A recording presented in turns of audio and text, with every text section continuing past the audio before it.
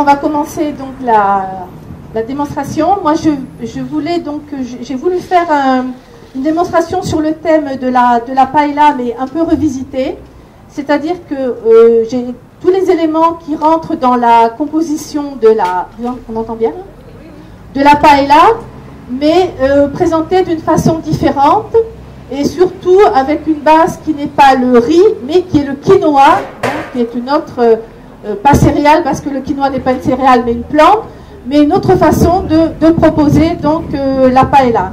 Alors, vous avez tout ce qui rentre dans la paella, les rougets, courgettes, poivrons, chorizo, et un peu calamar, langoustine, mais un peu revisité à ma façon, donc petits pois, etc. Alors, le risotto, la base du risotto au départ, c'est toujours pareil. Donc, on va faire s'il n'y a pas de chauffe. De l'huile que l'on met dans un sautoir ou dans une poêle. Avec donc des échalotes ou des oignons coupés très fins. Bon, c'est juste pour vous montrer la base de départ du risotto. Ce que je voulais faire aussi, c'est expliquer un peu comment moi je travaille en cuisine. C'est-à-dire que j'utilise énormément, vraiment toute la quintessence des produits. À savoir, on travaille la crevette sauvage, la langoustine, le homard. On ne jette rien. C'est-à-dire, quand on a fait cuire les éléments, enfin, on décortique les crevettes à cru, les homards à cru. Et tous ces éléments me servent de sauce. C'est-à-dire, pour le consommé, je fais du consommé de homard qui va servir à mouiller le risotto. Au lieu de mettre du bouillon de volaille, je mets donc du consommé de homard. Ça donne un goût très différent. Et en fait, quand je finis de monter mon risotto, je ne le monte pas au beurre normal, je le monte avec un beurre de homard.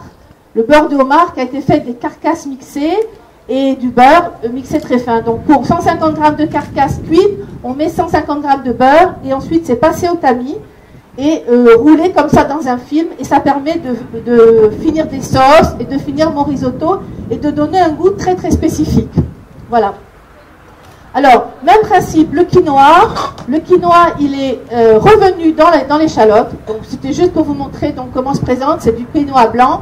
Il faut savoir qu'il existe du quinoa rouge et du quinoa noir, que le quinoa n'est pas une céréale mais une plante de la famille des épinards et de la betterave. C'est pas une céréale, il faut le savoir.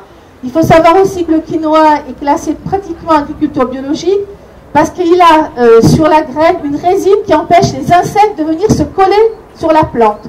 Donc en fait, il n'y a aucun traitement pour les insectes, pour le quinoa. Il se traite automatiquement tout seul parce qu'il a une résine qui fait fuir tous les insectes et toutes les petites bestioles. Voilà. Il faut savoir que le quinoa est très très riche en acides aminés essentiels, autant que le soja. Voilà. Le quinoa est revenu. Elle sera mouillée vin blanc.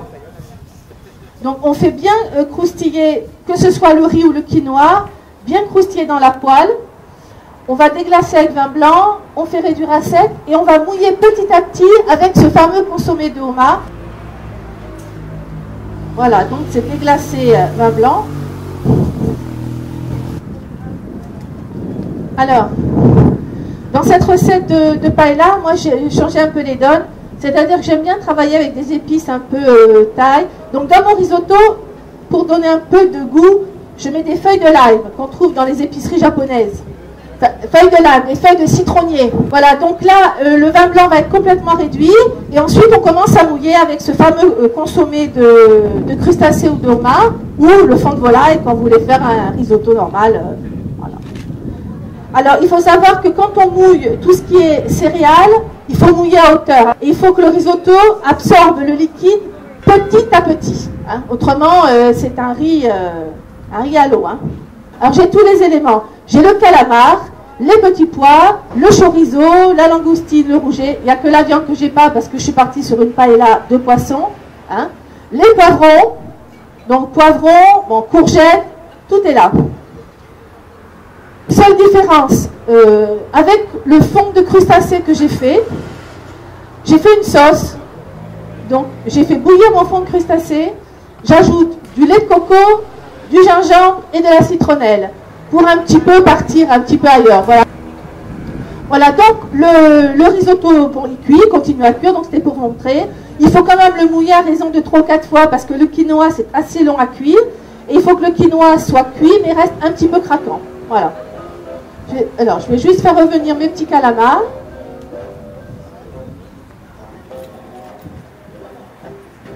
Donc, les calamars coupés en brunoise comme ça aussi.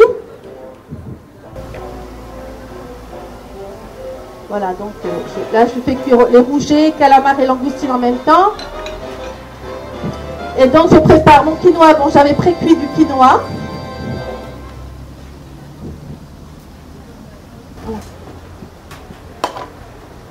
Et là, je vais finaliser mon risotto. Alors, le quinoa cuit,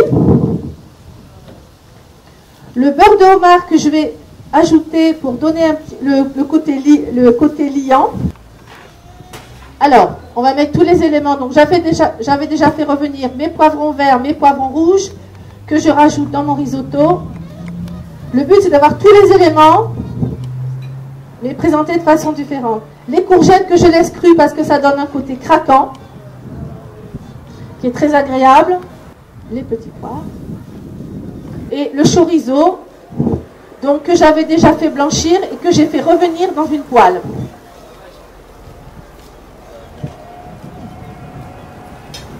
Alors, pour un risotto, un peu de parmesan pour finir de lier.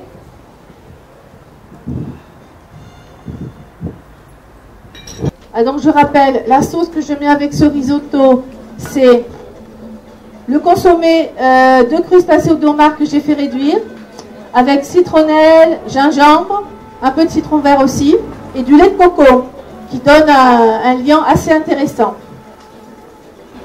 Alors, en fait, je le dresse pour vous donner une idée de la présentation que l'on peut faire. Donc, je mets les petits dés de calamar, je les mets toujours autour. En fait, à l'intérieur du risotto sont tous les légumes. Et dessus, la langoustine, le rouget et les petits dés de calamar. Alors, la sauce, elle a une jolie couleur. Je vais vous montrer, je vais descendre. La sauce, elle a une jolie couleur orangée. Donc, qui rappelle bien toutes les couleurs de la paella. Parce que les carapaces ont donné donc leur couleur au consommé. Et même en rajoutant le lait de coco et tous les ingrédients, la couleur reste la même. Pour rappeler le côté safran de la paella, on a fait un espuma dans un siphon sur une base de sauce vin blanc. Demi-litre, on a gazé à 2 cartouches, on a mélangé donc avec du safran et on fait l'espuma safran qui rappelle donc le dernier élément de la paella. Après, décoration, feuilles de citronnier, enfin tout ce que vous voulez, basilic, un peu de citron vert qui est là. Voilà. Et voilà, on va vous montrer ce que ça donne. Voilà.